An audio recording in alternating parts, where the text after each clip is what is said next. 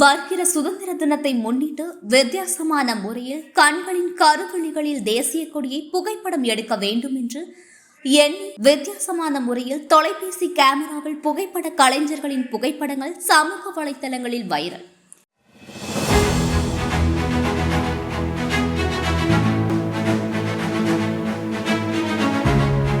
கணினி டெஸ்க்டாப்பில் தேசிய கொடியின் புகைப்படம் டவுன்லோட் செய்த பின்பு அந்த புகைப்படத்தை மிகவும் பெரியதாக தெரியும்படி வைத்துக் கொள்ள வேண்டும்.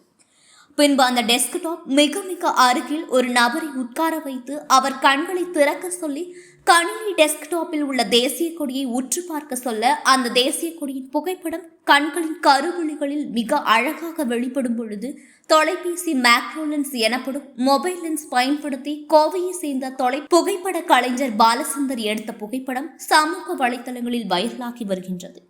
வருகிற சுதந்திர தினத்தை முன்னிட்டு வித்தியாசமான முறையில் கண்களின் கருவெளிகளில் தேசிய கொடியை புகைப்படம் எடுக்க வேண்டும் என்று எண்ணி வித்தியாசமான முறையில் தொலைபேசி கேமராவில் புகைப்பட கலைஞர் பாலசுந்தர் இப்புகைப்படங்களை எடுத்துள்ளார் என்பது குறிப்பிடத்தக்கது. Garuda Voice.